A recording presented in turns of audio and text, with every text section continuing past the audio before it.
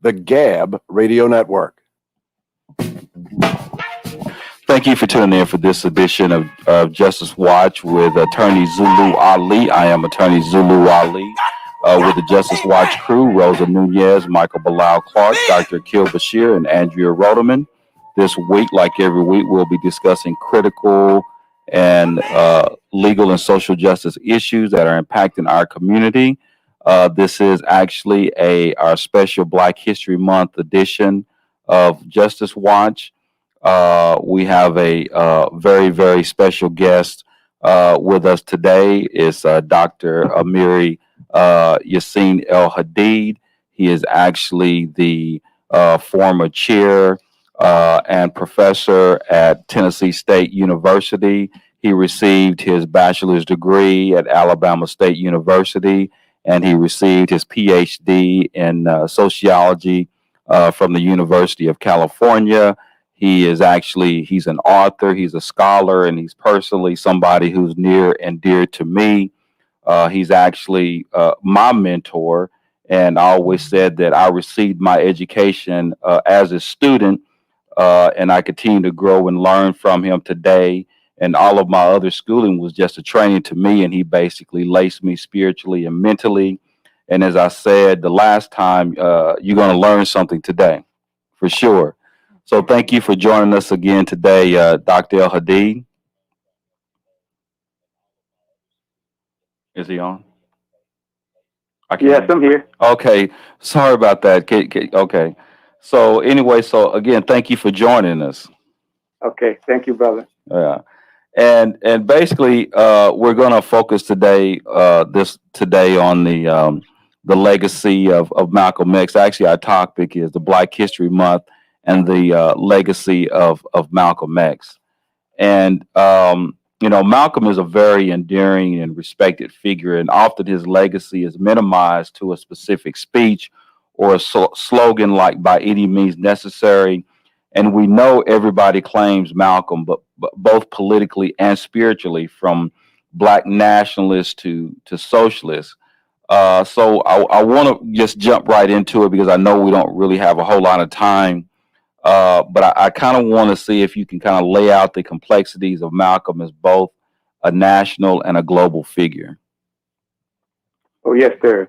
Okay. Assalamu alaikum to you and the listening audience. Peace and blessings of Almighty God. Allah be with each and every one of you. Wa alaikum salam. And I want to start with, at least in the first segment, talk about the last 2 years of his life.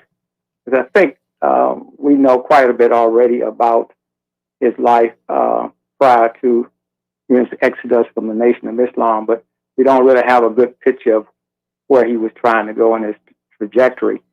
So I'd like to share with the audience 3 quotes, one from the Quran, and then one a hadith or a saying from the Prophet Muhammad, and then a quote from Brother Malcolm. And I think that will sort of set the table and the landscape for what I would like to contribute and say going forward. The Quran, it says, "A mosque whose foundation was laid from the first day on piety is more worthy of your standing forth for prayer therein. In it are men who love to be purified, and Allah loves those who make themselves pure." I'm establishing this as a baseline because, as you know, when he left the Nation of Islam, he did establish a mosque, the Muslim Mosque Incorporated. And he drew a clear line of demarcation between mainstream or Sunni Islam or universal Islam and the type of Islam that he participated in the Nation of Islam from outside of the prison from 1952 to 1963. But he had actually converted in prison. He converted as early as 1948. And then when he came out, he became the assistant minister, along with his brother, Wolford, who was the minister, Muhammad Mosque number 1 there in Detroit. So I want to, start from that. And the reason I want to do that is because, as you well know, I've read books and journal articles and watched documentaries about Malcolm X, or as I prefer to call him, Al-Hajj Malik al-Shabazz. And what you will find without exception is at least 95% of those sources, whether they're primary or secondary, tend to focus on his ideology as a Pan-Africanist, his ideology as a nationalist, and they don't really focus on his development, from beginning to end as a Muslim. So I want to establish, that baseline. The other quote is from Prophet Muhammad Sallallahu Alaihi Wasallam. He says, "The Prophet, peace and blessing be upon him, said, none of you will have faith till he wishes for his Muslim brother what he likes for himself." And finally, from Hajj Malik himself, this is a statement he made after he left the Nation of Islam. "I am and always will be a Muslim. My religion is Islam. I do not pretend to be a divine man, but I do believe in divine guidance, divine power, and the fulfillment of divine prophecy. My sincerity are my credentials." And as you know, on March the 8th, 1964, after it was clear that he was not going to be let back into the Nation of Islam. Now, let me share with the audience what happened. Hajj Malik gave a speech in New York on December the 1st, 1963. It was titled "God's Judgment of America." And because of the assassination of President Kennedy, he was told explicitly and clearly not to make any comments about the assassination of President Kennedy, because a lot of African Americans loved Kennedy, and plus the fact that, the Nation of Islam was not in the good graces of the government, so they just didn't want to invite any kind of unnecessary drama. And not only did he tell Malcolm that, who was his national spokesperson, but he told every minister, every person in a leadership role, every person who had something to say in public, not to say anything about it. Well, of course, he wrote his speech to make sure that he didn't say anything. And then, of course, after that, a person from the New York Times asked him about it. And he just sort of, without thinking, he said, "It's a case of the chickens coming home to roost." Now, he didn't necessarily mean to be disrespectful because the nation was in mourning, but he was just simply saying, when you look at what had happened, say, for example, after the March on Washington, August 28, 1963, when the members of the Civil Rights Movement went back to Birmingham, 4 little girls were blown up there. And then you had a number of other incidents that happened.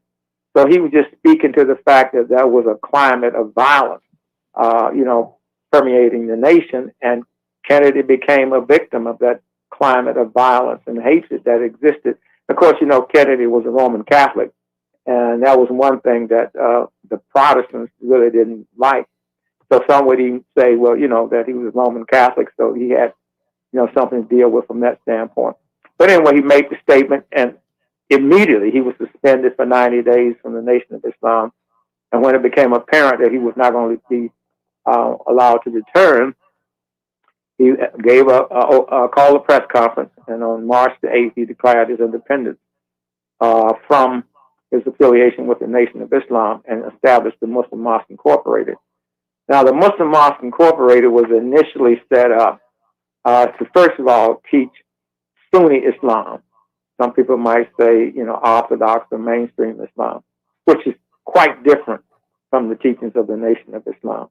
The Nation of Islam has a very strong black nationalist flavor, and there are some beliefs that are not consistent with the universal beliefs of Islam, which are bearing witness there's no God but Allah, Muhammad is last and final messenger, praying 5 times a day, regular charity, fasting during the month of Ramadan. And this year, Ramadan is going to start on the 4th of April. And then, of course, making the pilgrimage to Mecca, which he did make. So he wanted to establish that type of Islam. Now, of course, from his 12 years of experience inside the Nation of Islam, he realized that the Nation of Islam did have the right program, but it didn't have the right, theology. And he wanted to change the theology, but maintain many of the programmatic things, such as, economic self-reliance. And they had sort of a 3-step program. And that 3-step program was, wake the people up to knowledge of self and kind, wake them up to their humanity. Secondly, clean them up in terms of their vices. And as you know, the Nation of Islam focused almost exclusively on the brothers and sisters that were at the bottom of the well. They call them the lost found members of the Nation of Islam. So you're talking about ex-convicts, drug addicts, prostitutes, working class people, the lumpen proletariat. That was their main target group. The civil rights movement, on the other hand, catered more to people who went to church, regardless of their class background. They could have been peasants in Mississippi, lumpen proletariat in Birmingham working in steel mills, even lumpen proletariat out in the street, and coming, to change their way of life. But they had this whole, middle class worldview, and their strategy was one of integration, whereas the Nation of Islam strategy was separation, but more specifically one of economic self-determination, as opposed to being dependent on white supremacy and plantation capitalism. Okay, so once he left, then the next thing he had to do was to establish some legitimacy for the new mosque, because in the beginning, very few mainstream Muslims thought that the members of the Nation of Islam were legitimate Muslims. So then he went to the Islamic Center in New York. He attended the Jummah, and he actually took the Shahada at the hands of Dr. Mahmoud Shawabi and also Al-Hadid Jabbar. Right. Jabbar. Are we getting ready to cut away? Yeah, we're actually getting ready to go to a commercial break. Okay, but I'll stop here. Okay, please do not touch that dial. We'll be back on the other side of the break with Justice Watch.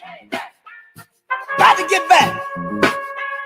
Need some get back. Do you have a great idea for a radio show but have no idea where to start? Or have you been hosting a podcast for a while and want to take it to the next level? If so, you need the Gab Radio Network. To host a show on the Gab Radio Network, all you need is your voice, and we'll handle the rest. From technical engineering to full-service audio production and much more. Every show on the Gab Radio Network can be heard on our station on the TuneIn Radio app. Plus, we put all of our shows on our satellite, which is accessed by over 5,500 stations. And here's the best part. You can host from anywhere you want. There are many means to connect to the Gab Radio Network remotely, and our staff of highly trained engineers and producers will make you sound like you're right here in studio. So, if you want to be on the Gab Radio Network, the same network that hosts the Small Business Advocate, Radio MD, and The Federalist, send an email right now to sales@gabradionetwork.com. That's sales@gabradionetwork.com.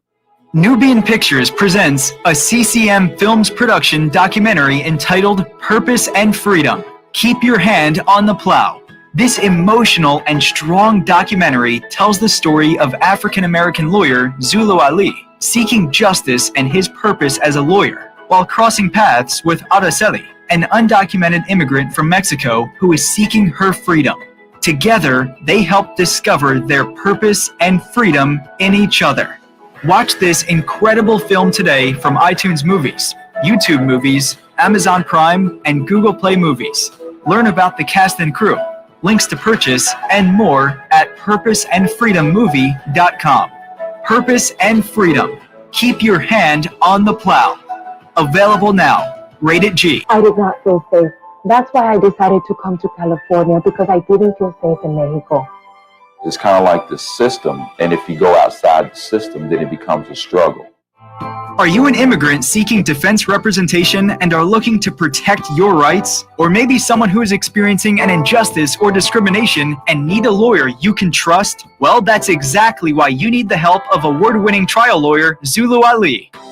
The law offices of Zulu Ali provides immigration defense representation for those seeking justice and looking to protect their rights. If you or a loved one needs professional legal advice and representation, then contact Zulu Ali. Zulu Ali's firm focuses on criminal law, family law, civil and personal injury, and international law. Zulu Ali is a former police officer and U.S. Marine, so you know you're in good hands. Serving all of California and immigration cases nationwide, representing victims and suspects at the International Criminal Court at The Hague. Call Zulu Ali today at 888-682-3049 or visit ZuluAliLaw.com.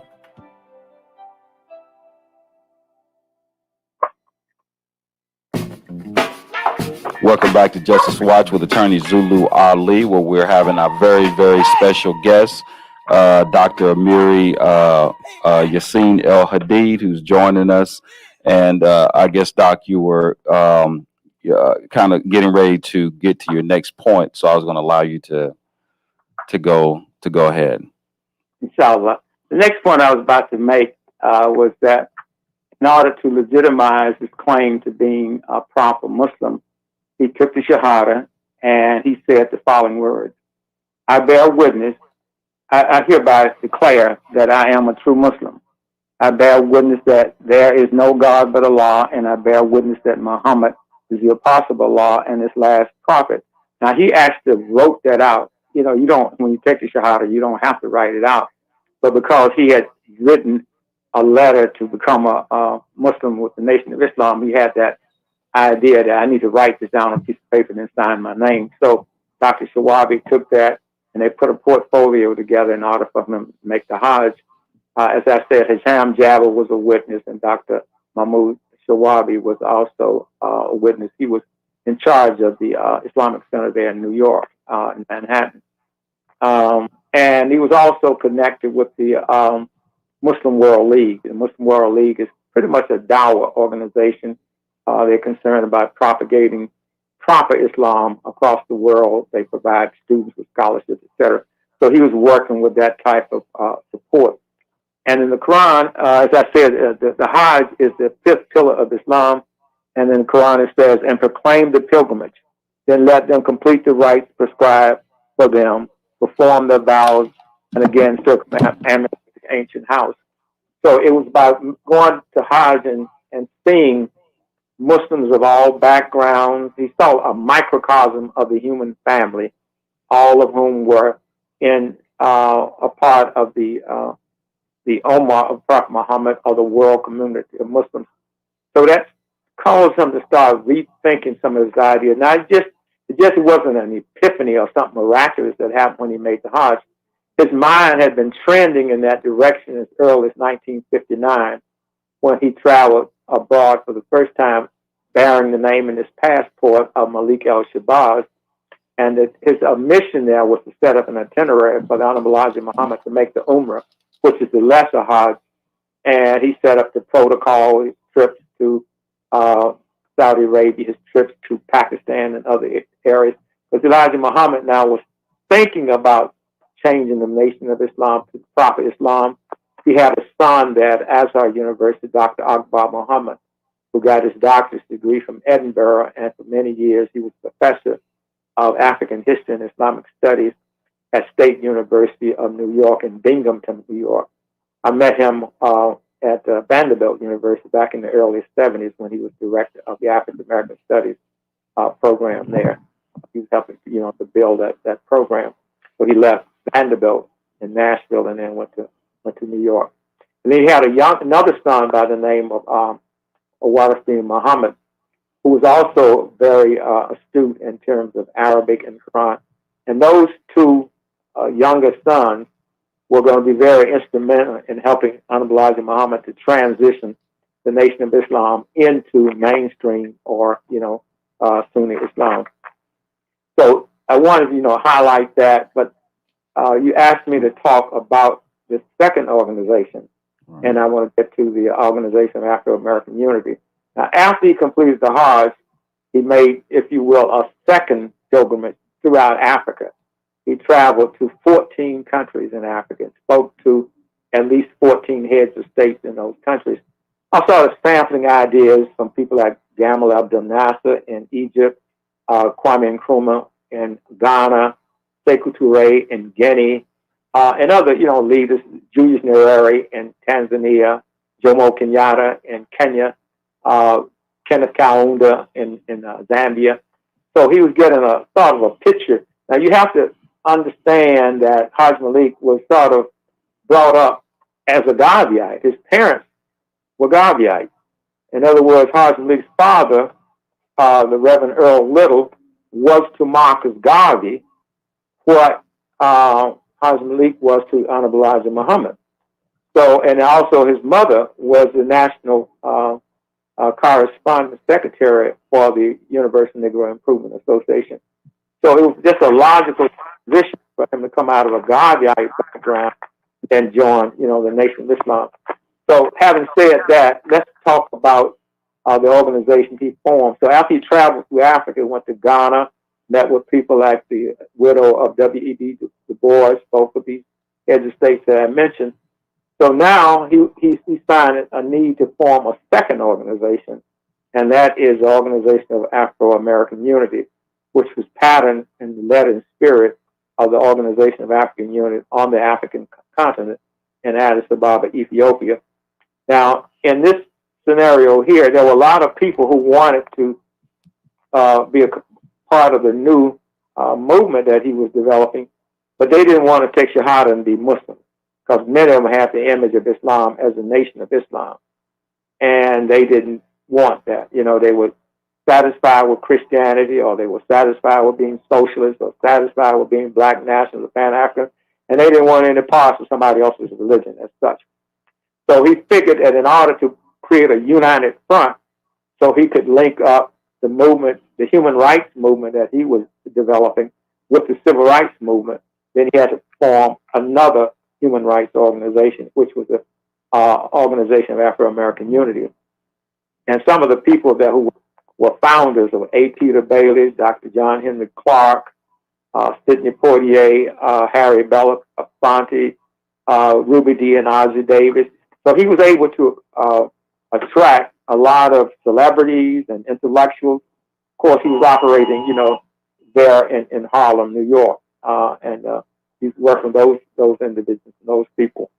So then, of course, once he formed that organization, then he started building it, and he decided he would make a second trip to Africa. This time, when he made the trip to Africa, the idea was to go there and be a part of an ingathering of African heads of state in Cairo, Egypt, and also the ingathering of leaders of the various liberation movements in various parts of Africa. Now, in 1964, 65, you did have a significant number of African countries that were independent. This time, Kenya was independent, Egypt was independent, Ghana was independent, but you had countries like in the southern part of Africa that were still fighting liberation fights, like in South Africa, Zimbabwe, Mozambique, Namibia, and countries like that. But a significant number of countries in West Africa had become independent, especially in Anglophone Africa and Francophone Africa. But there was still, struggles for national liberation, that was still going on. The idea here with the Organization of Afro-American Unity as a human rights organization was to first of all form a united front within the United States based on human rights, elevate the civil rights movement to the level of human rights, and change the venue for protesting rather than taking the case to the United States Supreme Court as a civil rights issue. He wanted to take the issue to the World Court of the United Nations as a human rights issue. And then once you have human rights, to understand human rights, if the audience will go back and read, say, the Declaration of Independence, that's a human rights document. And one of the famous quotes in the Declaration of Independence is, "We hold these truths to be self-evident, that all human beings are created equal, endowed with their creative and certain unalienable rights, that among them are life, liberty, and the pursuit of happiness." If you can grasp that, and also the idea of taxation without representation, those are, human rights claims, because at this time that the Declaration of Independence was penned, they were talking about trying to come from under the colonial control of, of the British Empire. And Haji Malik also saw the plight of African Americans as an example of domestic colonialism. He was trying to translate our plight here in the United States in a language that was universal. So in other words, on the African continent and the Caribbean and the South America, they were waging decolonization struggles. They were national struggles to decolonize their countries from Portugal, from Spain, from England, and from France. So the same way, he was telling us that we came out of chattel slavery in 1865, but we were not free. Even though we had the 13th, 14th, and 15th Amendment, We went from child slavery to domestic colonization. But many of us went back to the same plantations we were on, picking and doing child slavery, and became sharecroppers. So that was the colonial situation. All right, Okay, so, I'll stop there. okay, we're getting ready to go to a break. Please do not touch that dial. We'll be back on the other side of the break with Dr. Amiri Al-Hadid and Justice Watch. Payback! Payback! That's it! Payback!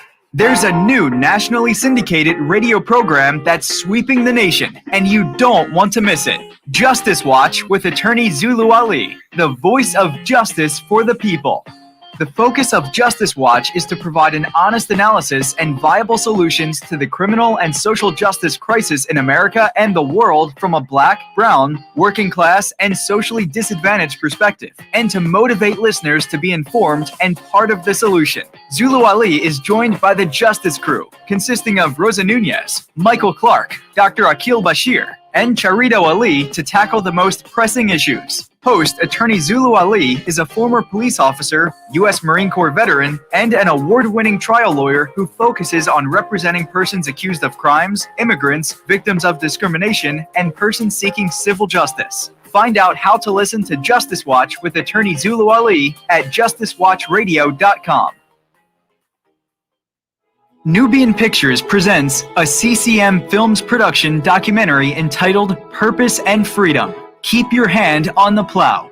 This emotional and strong documentary tells the story of African-American lawyer Zulu Ali seeking justice and his purpose as a lawyer, while crossing paths with Araceli, an undocumented immigrant from Mexico who is seeking her freedom. Together, they help discover their purpose and freedom in each other. Watch this incredible film today from iTunes Movies, YouTube Movies, Amazon Prime, and Google Play Movies. Learn about the cast and crew, links to purchase, and more at purposeandfreedommovie.com. Purpose and Freedom. Keep your hand on the plow. Available now. Rated G. I did not feel safe. That's why I decided to come to California, because I didn't feel safe in Mexico. It's kind of like the system, and if you go outside the system, then it becomes a struggle. Are you an immigrant seeking defense representation and are looking to protect your rights? Or maybe someone who is experiencing an injustice or discrimination and need a lawyer you can trust? Well, that's exactly why you need the help of award-winning trial lawyer Zulu Ali.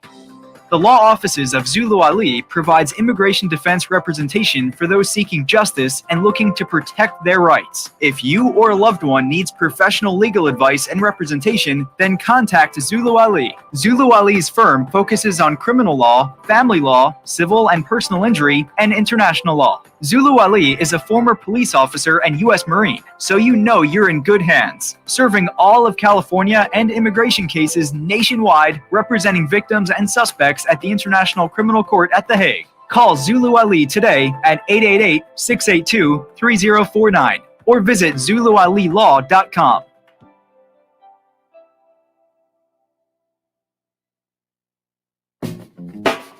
Welcome back to Justice Watch with attorney Zulu Ali and the Justice Watch crew and our very special guest, Dr. Amiri Al-Hadid.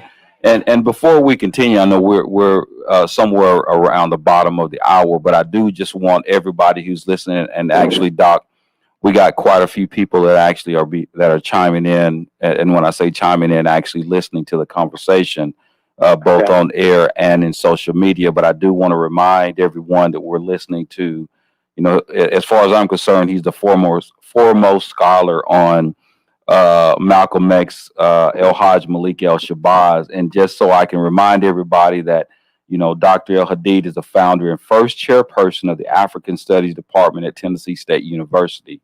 He is also the founder and CEO of the Great Debate Honor Society Incorporated, which I had the pleasure of being involved in, and the Great Debate Academy Incorporated. Again, he earned his PhD in sociology from the University of California at Santa Barbara and a BA in psychology and sociology from Alabama State University. He co-authored Between Cross and Crescent, Christian and Muslim Perspectives on Malcolm and Martin with Dr. Lewis V. Baldwin, who is a professor at Vanderbilt, and Dr. Al-Hadid also served as president and member of the editorial board of the Association of Social and Behavioral Scientists Incorporated. He is a member of the National Council for Black Studies Incorporated and the Association for the Study of Classical African Civilizations Incorporated.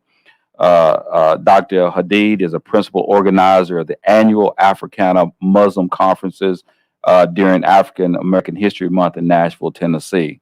So we got a heavy hitter. So at any rate, and I'm sorry about that, Doc, but I just wanted to make sure that everybody understood, your background. I know we touched on it at the very beginning, but I just want to reiterate, your expertise and your background.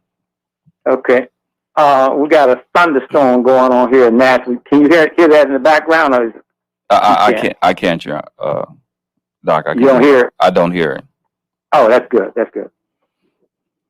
Okay. Okay. So anyway, Right. So you can just go ahead and start, I guess, where you left off, because I know that and just so that everybody gets an opportunity to understand that you will get an opportunity to ask Doc some questions, after this next segment. But at any rate, I kind of want you, if you can, just continue where you left off. Okay, well, I'll shorten this a bit so we'll get a chance to start questions in the third segment. But I want to quote another quote from Hajj Malik. He says, "The Quran compels the Muslim world to take a stand on the side of those whose human rights are being violated, no matter what the religious persuasion of the victims is. Islam is a religion which concerns itself with the human rights of all mankind, despite race, color, or creed. It recognizes everyone as part of one human family." And I want to keep on that baseline because I want the audience to understand that Hajj Malik was first and foremost a Muslim. He was a Muslim to the bone, to the soul. And his Pan-Africanism was sort of secondary to that. What was driving his personality, his worldview, his core values, his core beliefs, his thinking, it was Islam, the Quran and the Sunnah of Prophet Muhammad. So he sort of, after he left the Nation of Islam, because of the fact that he had attacked so many non-Muslims, especially those in the civil rights establishment, they were a little jaded on him, and they were thinking, well, we don't want to deal with him because, he was really hard on us when he was Nation of Islam, but now he claims that he's an international universal Muslim. We're just going to have to take a wait and see attitude about it. And so, he was trying to turn the corner and really present himself as a humanitarian rather than a zealot or somebody who was sort of like fanatical about one point of view. He became more open-minded. And one thing he said when he left the Nation of Islam, he said, in talking to a group of young people, he said, one of the first things that young people should learn to do is how to think for yourself. He said, once you form the habit of thinking, if you don't have the habit of thinking for yourself, you'll be going west when you think you're going east, and you'll be going east when you think you're going west. So he was just sort of saying that he learned a hard lesson because he participated in a movement where he had blind faith in a charismatic leader. And he just never thought that charismatic leader was going to disappoint him. And as it turned out, that charismatic leader did disappoint him. So he was saying to young people, reserve your right for critical thinking and thinking for yourself. Now, when we go back to the Organization of Afro-American Unity, it was indeed a human rights organization, and they had formulated a petition to take to the United Nations and asking the United Nations to give African Americans relief from the level of tyranny and violence that was taking place at that time. And for example, when the people in the civil rights movement were marching in Birmingham, they turned the dogs on them, fire hoses.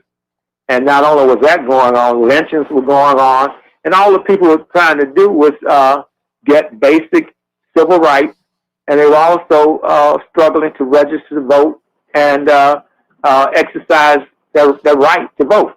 As we pointed out earlier, after slavery, we were given the 15th Amendment, which should have given us the right to vote. And then we're given the 13th Amendment, the freedom. And then the 14th Amendment should have been our citizenship.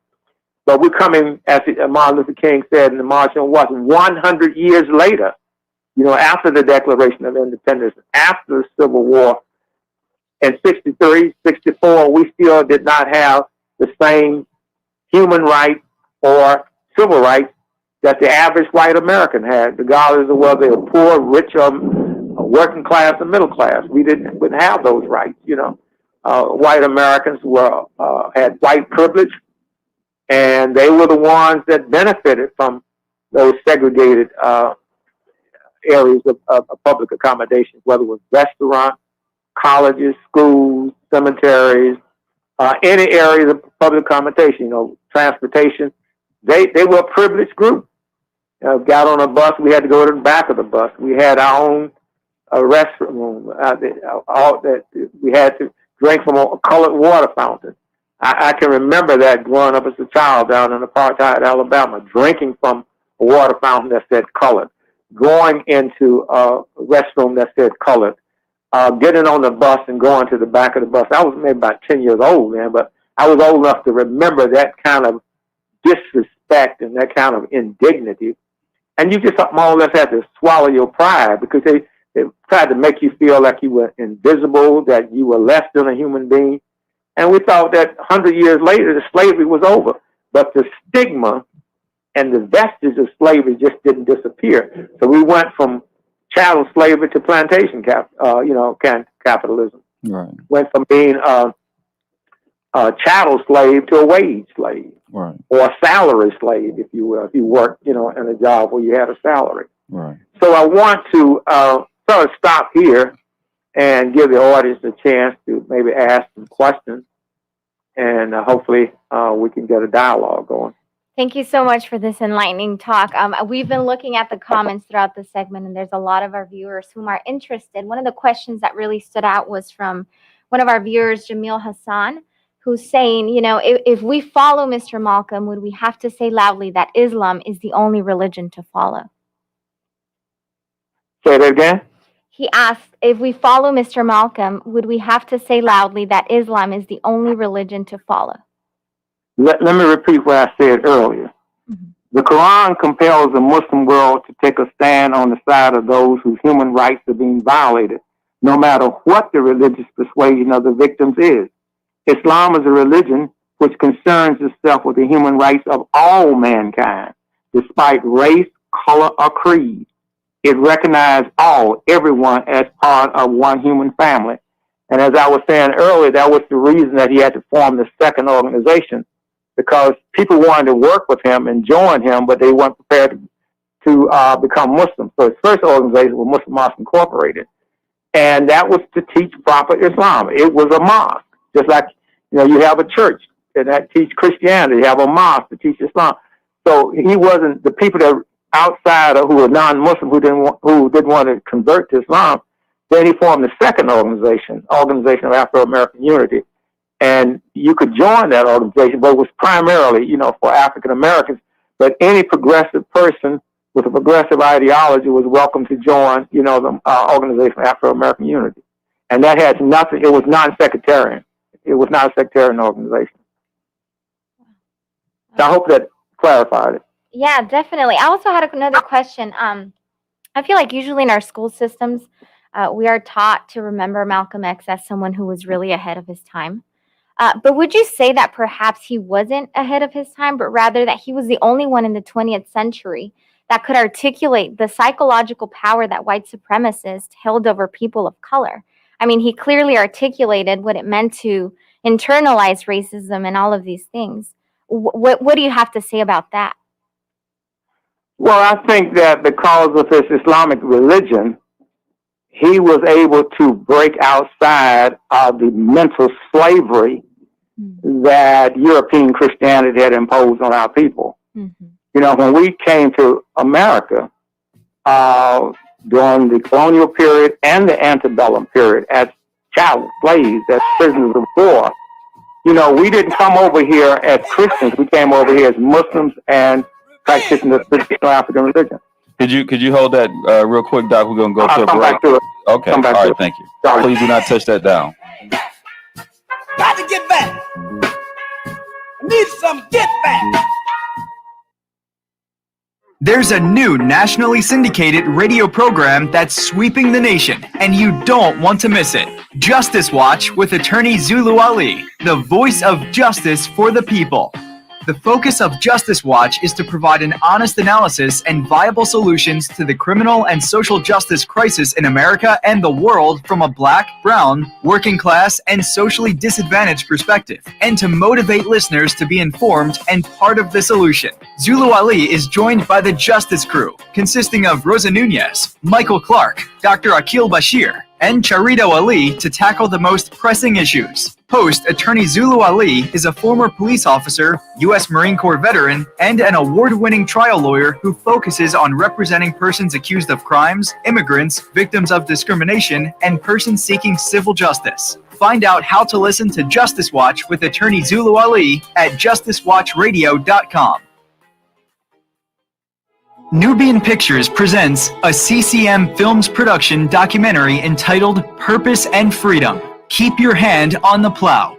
This emotional and strong documentary tells the story of African-American lawyer Zulu Ali seeking justice and his purpose as a lawyer while crossing paths with Araceli, an undocumented immigrant from Mexico who is seeking her freedom. Together, they help discover their purpose and freedom in each other. Watch this incredible film today from iTunes Movies, YouTube Movies, Amazon Prime, and Google Play Movies. Learn about the cast and crew, links to purchase, and more at purposeandfreedommovie.com. Purpose and Freedom. Keep your hand on the plow. Available now. Rated G. I did not feel safe. That's why I decided to come to California, because I didn't feel safe in Mexico. It's kind of like the system, and if you go outside the system, then it becomes a struggle. Are you an immigrant seeking defense representation and are looking to protect your rights? Or maybe someone who is experiencing an injustice or discrimination and need a lawyer you can trust? Well, that's exactly why you need the help of award-winning trial lawyer Zulu Ali. The law offices of Zulu Ali provides immigration defense representation for those seeking justice and looking to protect their rights. If you or a loved one needs professional legal advice and representation, then contact Zulu Ali. Zulu Ali's firm focuses on criminal law, family law, civil and personal injury, and international law. Zulu Ali is a former police officer and U.S. Marine, so you know you're in good hands, serving all of California and immigration cases nationwide, representing victims and suspects at the International Criminal Court at The Hague. Call Zulu Ali today at 888-682-3049 or visit ZuluAliLaw.com.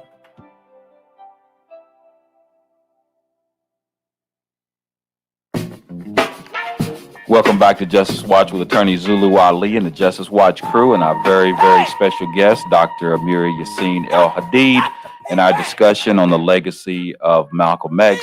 And I think you were finishing your point on that question that Rosa just asked you, Doc. Did you want to start there? Can you sort of frame it again for me? I want to make sure I did give an answer, but I just want to make sure that was. Yeah, I think you did, because I think the real answer, that one was talking about, as far as, do you have to be a Muslim? Yeah, exactly. And I think that you hit on the fact of his whole idea. And I don't want to take up too much time, Doc, because I'm telling you, you just don't know. We got a lot of questions. I mean, you really did. And honestly, since we've had this show, we've got more questions today than we've ever had. That's amazing. Yeah. But anyway, yeah, because I kind of want to, and that was kind of the interesting part is we all, we know that Malcolm kind of is a figure that people kind of mold into what they want him to be at this point. And as we talk about whether he was a nationalist, and you hit on the fact that he was a Muslim to the core, and the fact that he organized a Muslim Mosque Incorporated, as well as the Organization of African American Unity, which was focusing on the fact that there were other individuals that he wanted to be involved with or get involved with that may not necessarily relate to the Islamic piece. And what comes to mind when you talk about that is when Spike was doing the movie.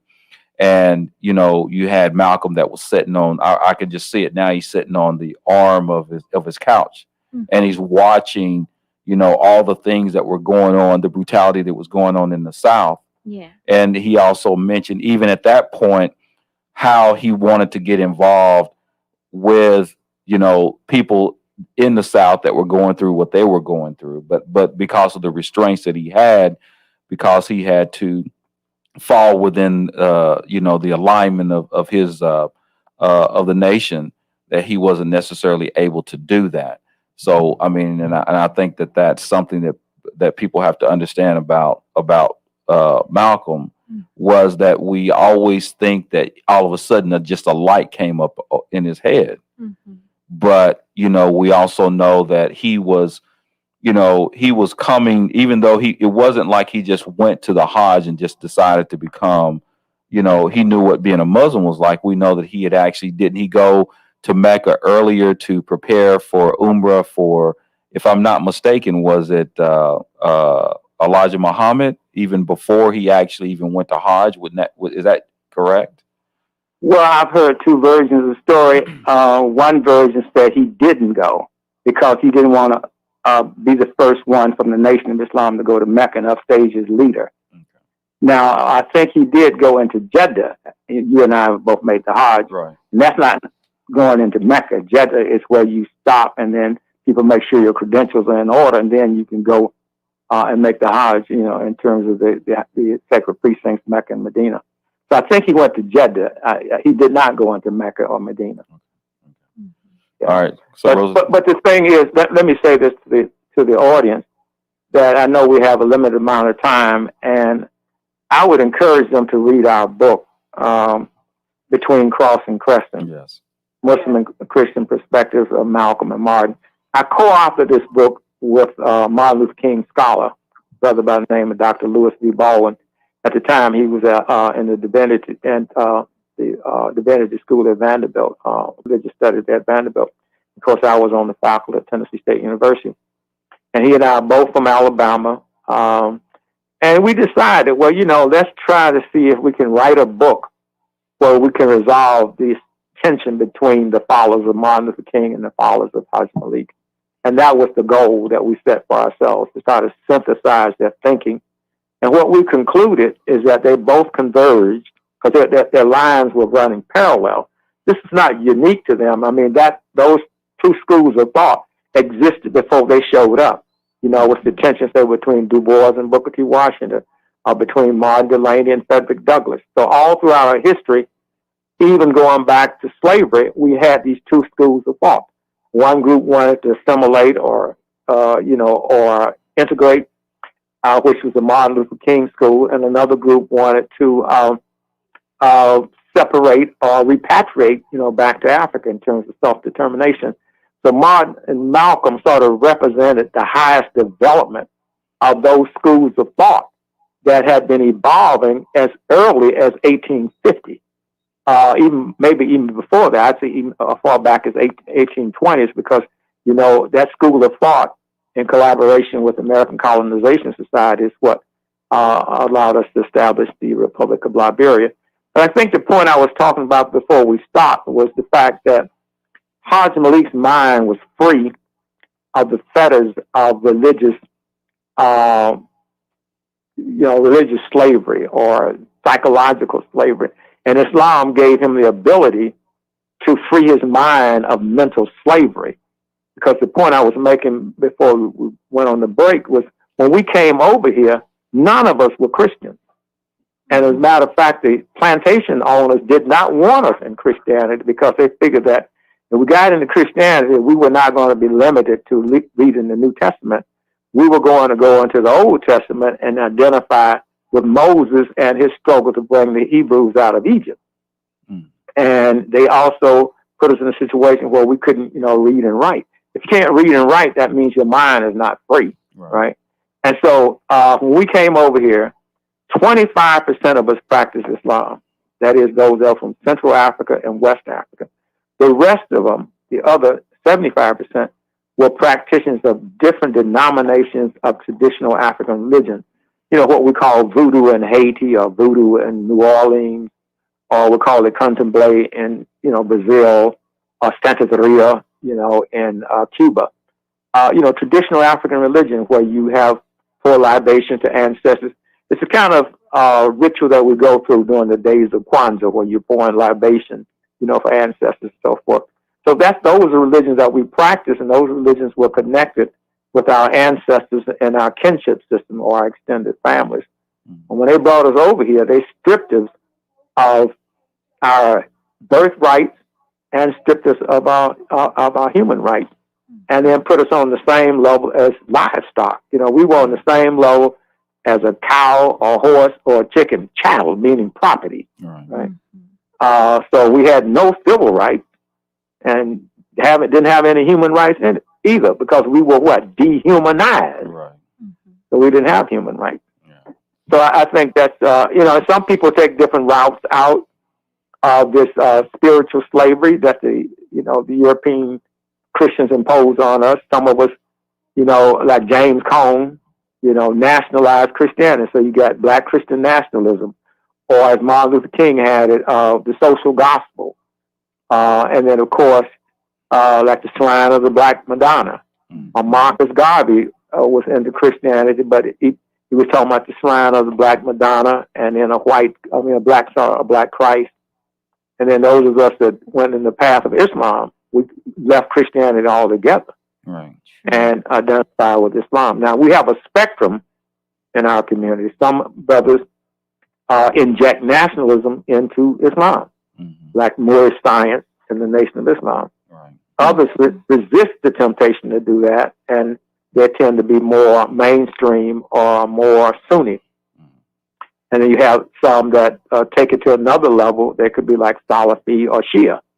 But the vast majority of African American practitioners of what we might call Sunni Islam or mainstream Islam in 2021. And that happened after Honorable Elijah Muhammad died, and then man Waterfree Muhammad came in and then converted the followers of his father to mainstream Islam. The statistics, some estimate that he was able to bring into Islam as many as 20 million African Americans. Wow. Sorry, not 20, but 2 million. Wow. I wish we had 20 million Muslims. No, man, I do not believe we have about 10 or 15 million. Yeah. Man, I wish we running out of time. I cannot believe that. Please, Doc, come back, because we've got like a slew of questions here that we wasn't able to get to, and like I said, on our social media site, we've got more people chiming in today than we've ever had. Right? That's correct. Unbelievable, man. We'll appreciate that. I can come back. Okay.